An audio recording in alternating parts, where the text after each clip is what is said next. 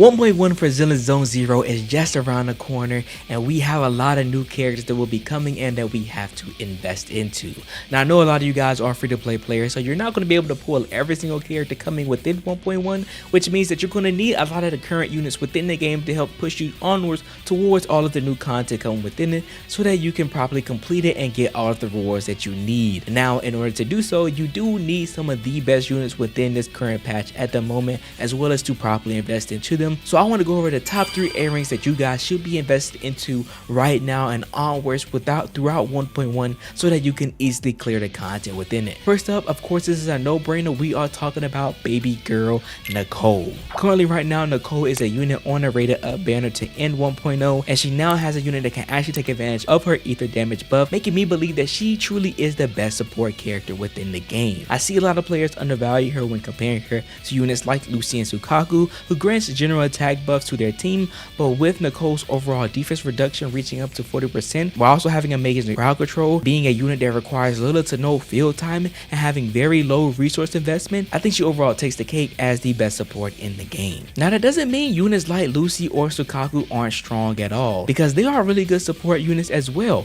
but I believe where the line begins to blur between these units is in the team flexibility that they have access to, as well as their mindscapes. By the end of 1.0, most players should be able to get Nicole between M1 and M3, and if you're really lucky, even M6. If you're able to get at least the first 3 mindscapes though, this will grant Nicole access to a 16% damage and anomaly buildup increase on her EX special attack, while also increasing its duration, and the ability for her defense reduction debuff to generate 5 energy every time it triggers. Having strong mindscapes like these, while also being able to provide strong support for almost any team in the game, allows Nicole at the very moment to feel stronger in comparison to Lucy and Sukaku, in my opinion. I say that because the likelihood of most players having an M1 to M3 Lucy is pretty low at the moment, due to her not being featured on any of the current banners in the game, or even any of the upcoming banners coming within 1.1. But a lot of players should be able to have Sukaku around a similar mindscape as Nicole. What negative edges for Nicole though is her quick rotation, due to really only ever being on field to trigger her skill and chain attack, but also having such an easy access to quick assist opportunities for her teammates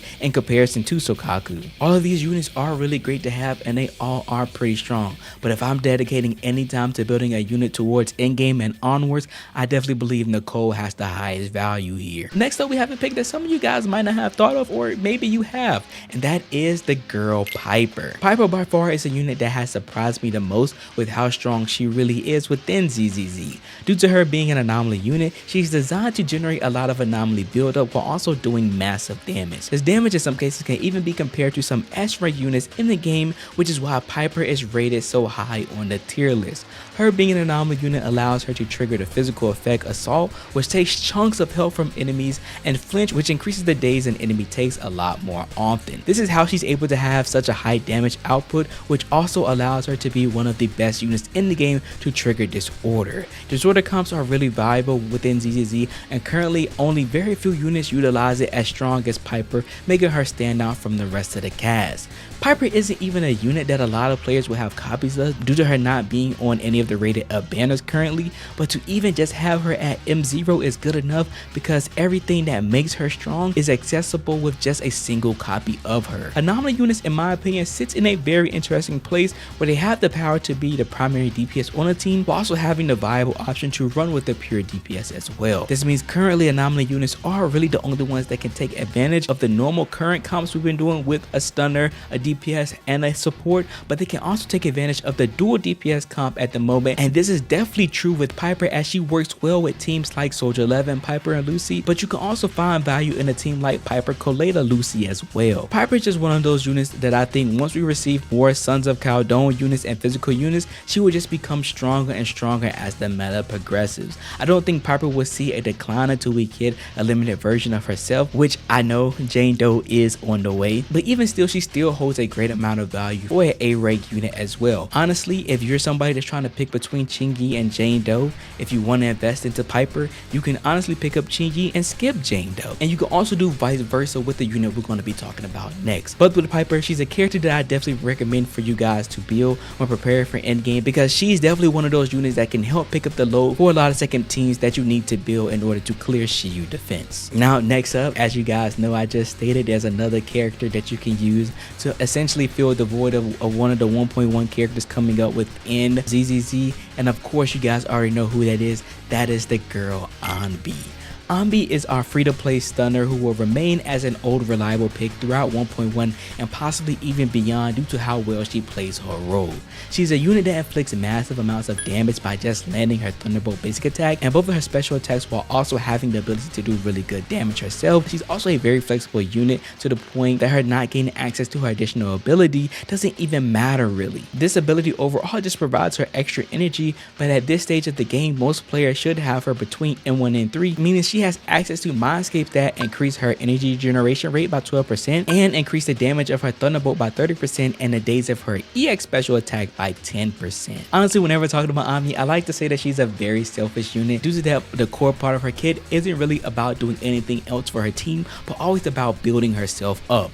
But because she builds herself up so well, she's able to trigger stun just as fast as some of the best stagers in the game, allowing her to get access to chain attacks and allowing her to help her teammates deal damage because of how well she performs her job. This is great, especially since she is a free-to-play stunner, because since she doesn't need her additional ability, she's not necessarily tied down to any specific team. Anbi can work on so many different teams like Anbi Lucy Soldier 11, Anbi Sokaku Ellen, Anton Anbi Nicole, Negomata Anbi and Reina, and so many more. This overall increases her value and overall flexibility even in comparison to units like Lycan and Colada. It doesn't mean that she plays the role of a stunner better than them, it's just her need to be on a team tied to units having the same element or being in the same faction as her isn't that important. I'll even go on to say that I believe Anbi is so valuable that Qingyi isn't really a must pull because Anbi with enough dupes is a strong enough free to play unit that you can risk skipping out on another electric stun unit. This isn't to say that Qingyi isn't strong at all, because you guys have already seen my breakdown video and I've shown you how strong this character truly is. And honestly, she plays the stun role a little bit different than Anbi, and she clears content just as good and even better than Anbi because of how well she plays the stun role too. I'm just saying where we're currently at in the game and where we're going to be headed, a well-built Anbi will carry you through definitely a bit while longer before we need to worry about investing into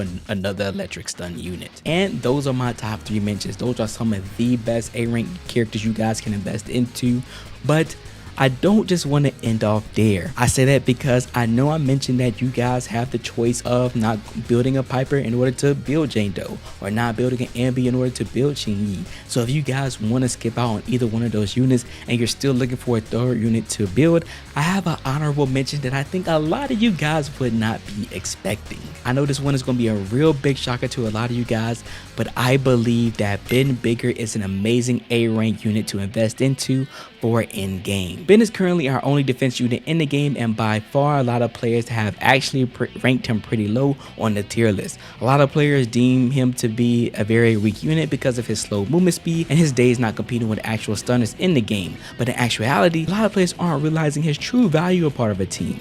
See, defense units can be deemed essentially as hybrid units. They are units that manipulate their defense stat in order to enhance their overall performance in order to support their team. In Ben's case, his overall attack increases with his defense by 52%, and whenever he launches a follow-up after his EX special attack, he grants a shield to everyone on his team from 20% of his defense stat. If he has his additional ability activated, he also gets a crit rate increase by 16%, ultimately making Ben a damage powerhouse. So if you build Ben correctly with a high defense stat, he'll be able to dish out massive DPS, and since he is similar to stunners where he only has one core stat he needs to focus on, he has the flexibility of focus on another stat he wants, which in this case I would very much suggest impact, allowing him to hit hard and daze pretty hard as well. He's also on the current banner with Julian and Nicole, so if you are able to get him to M6 or even close to M4, you are gaining access to more damage through him using his unique parry mechanic, while also taking less damage as well as increasing his daze on his basic attack, his dash attack, and dodge counter. He's definitely a unit that requires a good amount of investment into, but I really do think that his investments will pay off in the end run. I know Ben is a very big, definitely big character to be gambling on, but trust me, personally, I definitely do think this character is worth developing, and I feel like that we are progressively going to be getting into a meta, especially once 1.1 starts and we get self, that defense characters are going to have a lot more value in the meta later on. But if you guys kind of want to wait and see, I definitely understand. This is why Ben is my honorable mention, but I do think he is a very good unit. But that's everything for the video. I hope you guys did enjoy this video, and I hope it was very much informative. I appreciate you guys and all your support, and remember to believe in you that believes in yourself. I'll see you guys in the next one.